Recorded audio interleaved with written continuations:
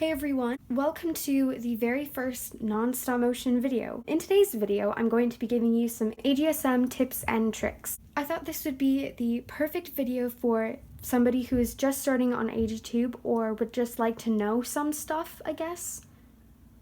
I don't know. I'm first going to be giving you some tips and then I'm going to show you some basic movements, aka the tricks. My first tip is to do different arm movements. What I mean by this is usually in stop motions when two dolls are talking to each other, the instinct is to just move the doll's arm up and down. But I highly recommend using different arm movements than just the straight up and down. Sure, you can do up and down for most of the stop motion, but at least add a little bit of something in there, because if you just have a plain stop motion where the doll's moving their arm up and down the entire time, that can get a bit boring and it doesn't really make your stop motion interesting. I highly encourage you just add a little bit of spice to your stop motions, like when your dolls are talking, instead of just doing the plain up and down. My second tip is to put emotion into your voiceovers. This is definitely something that I am working on. Your doll cannot make facial expressions, so the only way that you can really express emotion is through the voices.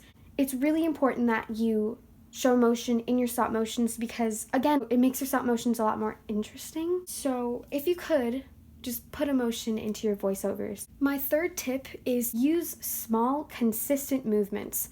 I cannot stress this enough. I've seen multiple stop motions where the doll is moving like this, and then like this, or like this the entire time. Small, consistent movements is key to a very smooth stop motion. My fourth and final tip is make sure your doll is stable before you start filming. I have made multiple mistakes where I have started filming and my doll wasn't stable and they fell over. And then I had to redo the entire scene, and it's a lot of work.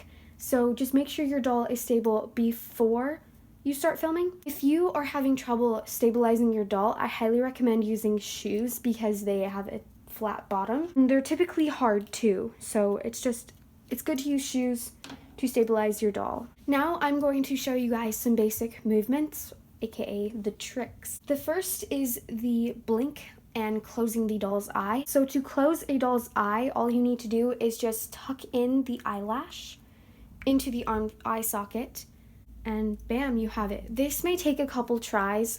It definitely did not come naturally to me when I first started making stop motions, but just be patient and do not leave the eyelash closed for long amounts of time. I made that mistake. I forgot that Izzy's eyes were closed and her eyelashes were a bit ruined. I think they're okay now. They look okay. As you can see, they don't look damaged, but just keep that in mind when you're filming stop motions. Now for blinking. So I take 2 photos with the doll just looking at the camera, and then I close both of the eyes and take 2 more pictures, and then I open them again and take 2 more pictures. I take 2 just because my stop motions move pretty fast, but you don't have to take 2. It just depends on what you prefer. Next is the nod. I got a question on my previous video about this, so if you're watching, this is for you. To make your doll nod, what you're going to do is you're just going to take a photo of the doll just looking at the camera.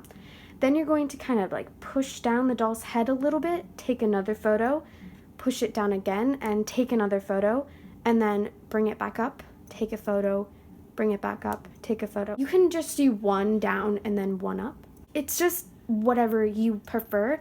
Next, we have the side-to-side head movement. So what you're going to do is you're going to take a picture of your doll just looking at you, then move it to the side a little bit, take a photo, move it to the side a little bit more, take another photo, and then just move it back, take photos, and then do the other side, and then bam, you'll have this sort of side-to-side look.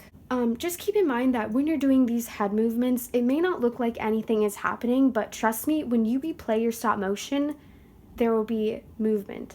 The circular arm motion. I use this a lot, maybe a bit too much. So I kind of picture a circle right there, and then I move it kind of in the circle, and I just take pictures in between each movement.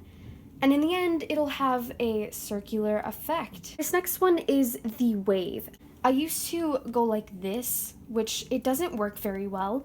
I prefer to bring the doll's arm all the way up and then move it side to side. So yeah, that concludes this video. I hope you guys enjoyed, and hopefully this was at least a little bit helpful. I will see you in my next video. Bye!